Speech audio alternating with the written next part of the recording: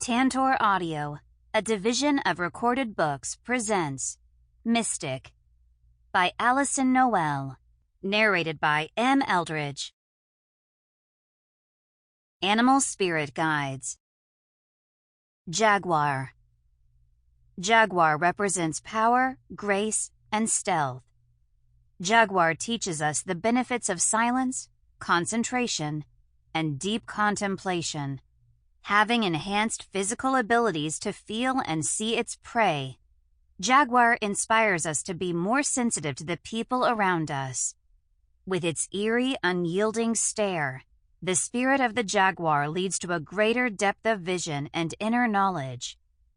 Able to bring down prey many times its own size, Jaguar reflects power beyond the individual, a power enhanced by the intimate connection with all, the spirit, and imminent rebirth.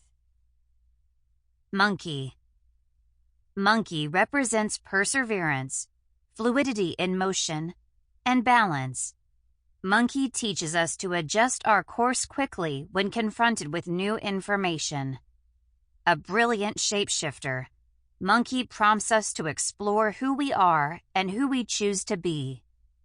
Intelligent and adaptable, the spirit of the monkey instructs us to reject rigid thinking and to be open to new perspectives, approaches, and experiences.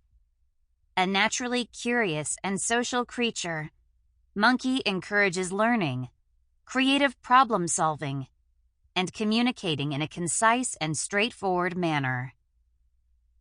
Raccoon. Raccoon represents disguise, dexterity, and adaptability.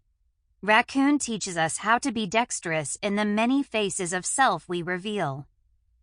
Disguised by its mask, the spirit of the raccoon is not one of a thief, but rather one of mystery, a tool of transformation allowing us to achieve altered states for healing and magic. Having powerful, nimble claws, Raccoon encourages us to be creative with our hands, and its ability to live anywhere reminds us to be flexible and adaptable in any situation we find ourselves in. Squirrel. Squirrel represents trust, thrift, and preparedness. Squirrel teaches us to gather resources and prepare for the future without accumulating things from the past, such as worries and fears. A very active and energetic animal, Squirrel reminds us that in our quest to achieve our goals, we need to take time to socialize and rest. With much of its time spent gathering and storing food, the spirit of the squirrel informs us of the importance of balance between giving and receiving. Able to scurry up the side of a tree to evade a predator, Squirrel cautions us that danger is best avoided by climbing to a higher place. Red Fox. Red Fox represents wisdom, invisibility, and discretion. Red Fox teaches us to be in harmony with our surroundings. Through stillness and quiet, we can blend in almost to the point of invisibility.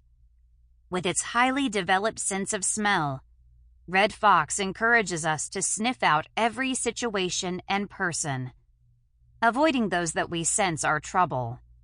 Using its keen eyesight to hunt under the cover of darkness, the spirit of the red fox encourages us to see beyond our present situation and into the realm of spirit. Mentally agile, Red Fox guides us to rely on the power of our instincts and to freely call on our creative force. It is only with the heart that one can see rightly. What is essential is invisible to the eye. Antoine de Saint-Exupéry. House of Light and Shadow. 1. Daire. I wake to a room gone suddenly bright as Axel calls to me from his place by the door. He pauses, allowing time for me to gather myself, begin the slow crawl from slumber, before he makes his way to my bedside, his approach heralded by the soft hum of his breath rising and falling, the muffled hush of his feet crossing the smooth limestone floor. His voice is a melody. His movements an inspired choreography. Still, when he stands by my side and places a tentative hand on my shoulder, I shrink from his touch and squinch my eyes shut, stretching back to the dream where I cling to the memory of Dace's embrace. The sweep of his fingers moving over my flesh, the press of his lips meeting mine, desperate to lose myself in the glittering burn of his kaleidoscope eyes, reflecting my image thousands of times, preferring the fantasy of Dace and me blissfully reunited at the enchanted spring to the barren truth that awaits me. Daire, please. I know you're awake. Axel keeps his tone light, as though he's not the least bit annoyed by the game. I will gladly sit here all day, if that's what it takes.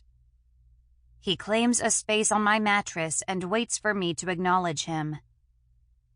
You have the patience of a saint, I snap, reluctantly forfeiting the dream and accepting it for the ghost that it is.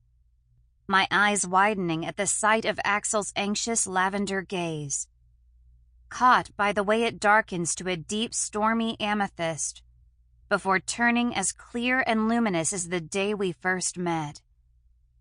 The day our first words were spoken, formalities exchanged. The day he swept me into his arms and rocketed me high into the sky, piercing through the glorious silken spun web that yielded to a world of bright golden light, so unlike the prior times, once deep underwater, once in a haunted Moroccan square, back when I was naive enough to disregard the events as coincidence. I'm hardly a saint. His fingers spear through his shock of blonde hair that swoops over his brow and falls in loose curls past his cheek. A move I've observed countless times, and yet it's no less enchanting than the first. The platinum strands seamlessly blending into a complexion so fair, smooth, and translucent. I can't help but think, and not for the first time, that between the pastel eyes and porcelain skin, he appears so exquisite, so strikingly angelic, the only things missing are a halo and wings. If not a saint, then an angel, perhaps? The question hangs heavy between us, not nearly as jokey as it might seem on the surface. Here in the upper world, anything is possible, and I'm eager to get to the truth of this strange situation I find myself in. Or a spirit guide, maybe? Perhaps even my spirit guide? My gaze narrows on his as I silently ponder the unspoken questions. Am I a convalescent or a captive? Is he saving me or enslaving me? Assured by the way he flinches, the way he tears his gaze away, that he heard the thoughts as well as the words. What if I told you I was none of those things? Then I'd suspect you were lying, I say in a voice that's strong and sure, wanting him to know that while I may be at a physical disadvantage, dependent on his willingness to take care of me and tend to my wounds, my will is still strong. My days as an invalid are nearing an end. He lowers his chin, sending a tumble of blonde curls sailing over his forehead, down past the finely sculpted bridge of his nose, before landing at the perfect bow of his lips. If you insist on a label, and clearly you do, then I guess you could say I'm a mystic. He runs his palms down the crisp white tunic he wears. A mystic. My tone is as stark as my face. He nods, making a great study of the abstract, Georgia O'Keeffe-style painting of a vibrant blue lake on the far side of the room, before settling on the small glass-tiled pool where I often bathe in a modest white gown as Axel rinses the suds from my shoulders and hair. Define mystic, I say, Despite a number of prior attempts, this is the most I've ever gotten out of him, and I plan to push it as far as I can. One who is initiated into esoteric mysteries. He turns to me, clearly pleased with his explanation, but I'm far from satisfied. Would you care to elaborate, or are you being purposely vague? I lift my chin, quirk a brow, surprised to find my sarcasm tested by the shock of his luminous grin. A grin that begins at the tip of his chin and creeps all the way to the haphazard part in his hair. A grin so open, kind, and authentic, it takes all of my will to curb the impulse to return it. I'm being purposely vague. There's no use denying it. So now, if the interrogation is over, perhaps we can talk about you. Misreading my silence for surrender, he leans closer. How are you feeling? He asks, studying me with a concerned eye and a cool palm that travels from my brow to my cheek, searching for signs of the fever and chills that have plagued me since I arrived in this place. The interrogation is never over. You should know that by now. I pull away from his touch, striving for a stern voice and the expression to match, resolved to get at least a few of the answers I seek. What exactly is a mystic? I demand. He shudders his eyes, sighing when he says, I'm afraid it's of a scope that is far beyond human comprehension. Try me. I frown, glare, commit to waiting for however long it takes to get him to properly answer me. But all I get in return is a view of Axel's grin. Come on, Axel, I plead. Why won't you tell me what it means? Is everyone in the upper world a mystic? And if so, where are they? Why haven't I seen anyone but you the whole time I've been here? He commits to the silence, leaving the questions to hang heavy between us. Fine. I breathe a frustrated sigh. But don't think this is over. You can evade me for now, but I'll find out eventually. You're not the only stubborn one around here. I do my best to rebuff the lure of his charm, but it's no use. Even when he's not smiling, chucking a self-conscious hand through his hair, or engaging in any of his other well-practiced gestures from the Handbook of Disarming Moves, he radiates such an abundance of genuine kindness, benevolence, and undeniable charisma. It's not long before I fold. So, in the spirit of cooperation, which, by the way, is something you could stand to learn a thing or two about, I will answer your question by saying my fever has finally broke. I watch as his fingers move from his lap to my cheek and then back to his lap, captured by the way his movements cast the most glorious veil of light, bearing no hint of darkness or shadow. And my memory is returning, I add, noting the fleeting flicker of worry that crosses his face as his gaze returns to the painting. And exactly what do these memories reveal? He asks, his voice as quiet and uncertain as I've ever heard.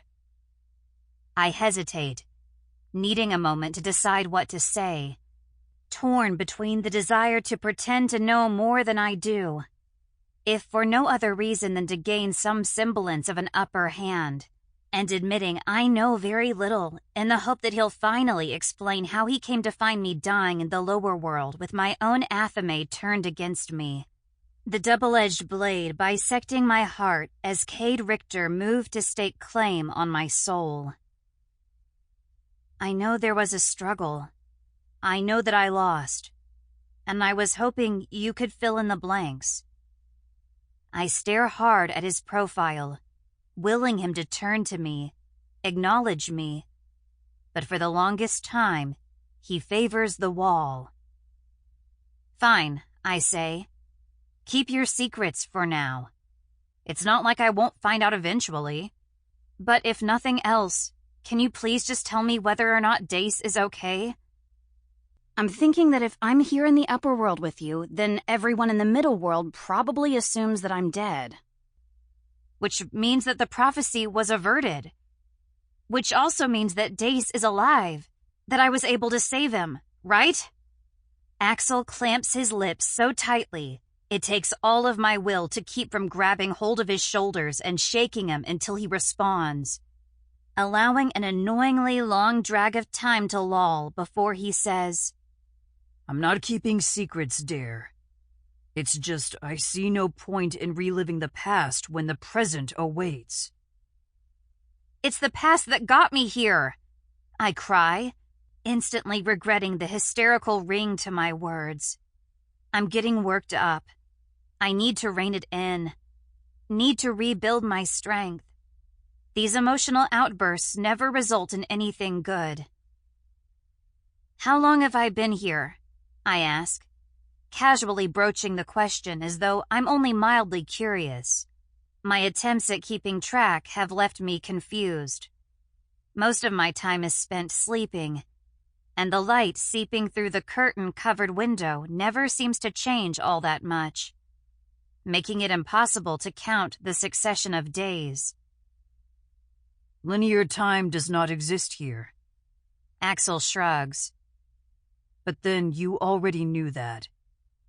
He brings a hand close to my chest, ready to move on to more pressing concerns. May I?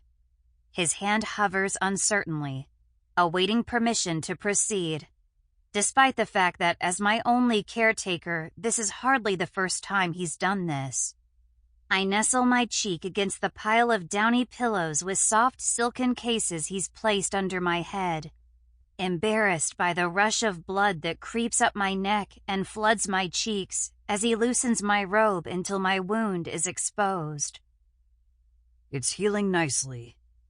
He skims a finger along the jagged, puckered line of angry red flesh he coaxed back together with his platinum needle and spool of golden thread.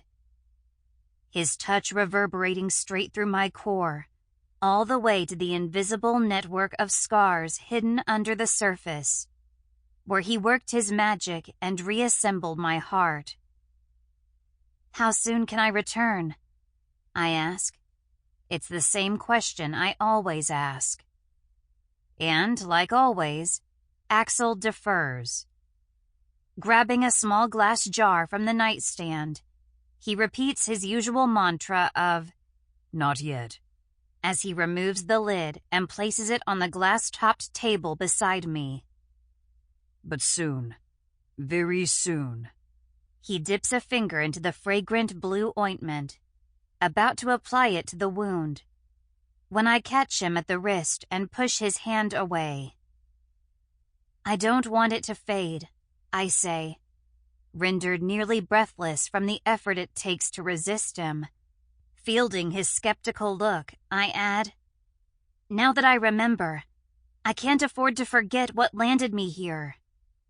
He mutters under his breath, some archaic language with slurred vowels and hard consonants I don't understand. Then he abandons the jar, pulls my robe closed, and with a sigh of resignation says, "If you're entertaining thoughts of revenge, I'd advise you to quit. You'll only lower yourself to Cade's level, squelch your potential, and establish yourself as his equal. Is that what you want?" It's not revenge that motivates me. I clench my hands into fists, my actions betraying my words. It's love. Dace is my only concern. At the mention of his name, my heart clenches in pain, imagining the grief he must be feeling, not knowing the full truth of what really happened that night. And while the exact events may continue to elude me as well, one thing is sure. I saved him. I died so that Dace could live. Except that I'm not really dead. He just thinks that I am. Best not to think about that either. Axel turns his back in dismissal. You need to get well. That's why you're here. He scoops an uncertain hand through his hair. Is that the only reason I'm here? I prop myself higher onto my pillows and stare hard at his back. It's an uncomfortable subject, but I need to know once and for all. Why did he save me? And what does he expect in return? What are you really asking me, Daire? He faces me with a gaze so open, so direct, I'm instantly silenced. No longer sure how to phrase what I most want to say. Is he a crazy stalker who took advantage of a moment of weakness in order to abduct me? Or is he truly a good Samaritan, a mystic as he claims, with only my best interests at heart? While he's always treated me with kindness and respect, I can't help but suspect that his motives aren't entirely altruistic. We fall into an uncomfortable, sagging silence, the kind that used to spur me to say something stupid, crack a dumb joke. But no more. I'm no longer that girl. The new Daire is patient. She's willing to wait. She has no other choice. But when Axel makes for the door, I instantly regret having pushed it too far. He can't leave. Not yet. He's not the only one with an agenda here. I lift myself until I'm almost fully upright, making an exaggerated show of breathing heavily and gritting my teeth. And just as I'd hoped, an instant later he's right back beside me. Patience. You can do this. It's like Paloma taught you. Think from the end. Don't push it, Daire. Axel's fingers grab hold of my shoulders as he lowers me back toward my pillows. Just because the fever broke doesn't mean that you're healed. I nod as though I wouldn't dream of questioning his wisdom, the irrefutable truth of his words. I guess I'm just feeling a little restless, I say, aiming for chagrin and hoping I'm not overdoing it. I'm not used to being bedridden and weak, and that makes me a pretty poor patient. I make a guilty face. It's just that if I've any hope of leaving this place, I'll need to work on regaining my strength. The longer I lie here, the more my muscles will deteriorate. So maybe I could try to walk for a bit. What do you think? I hold my breath and shoot him my most hopeful look, aiming to convince without coming off as rehearsed. When he doesn't reply fast enough for my liking, I struggle to sit up again, grimacing and gritting until I'm propped flushed and breathless against the headboard, begging. Please, I need to get up and move around, take a short walk, but I need your help. I can't do it alone. I force myself to swallow the lie, but the bitterness sticks to my tongue. Come on, Axel. Didn't you promise to heal me? Rehabilitate me? Isn't that what you said? His brow knits, and his lips pull into a frown, and I know that I've won, that he sees what I want him to see. Me, clammy, breathless, and pale, making demands that betray my abilities. I suck in a lungful of air, curl my fingers around the side of the mattress, and attempt to swing my legs over the edge, the sight of it causing him to say, Clearly nothing I say will change your mind. Clearly, I whisper, indulging a small, secret smile when he secures an arm around my waist and eases me to my feet until my body is wedged hard against his. His touch providing a reassuring strength that leaves me uneasy, reminding me of the moment he saved me. The way his lips pressed hard against mine as he snatched me from the fingers of death, restoring my life with a kiss. The question is why? Why me? And more importantly, now that he's saved me, why is he hiding me? Not a single person has dropped by the whole time I've been here. And often, when he thinks I'm asleep, I watch through slitted lids as he peers through the curtains, fingers twitching nervously at the thought of being seen. While there's no denying the amount of care and devotion he's paid me, his reluctance to answer my questions leads me to believe his motives aren't nearly as pure as they seem.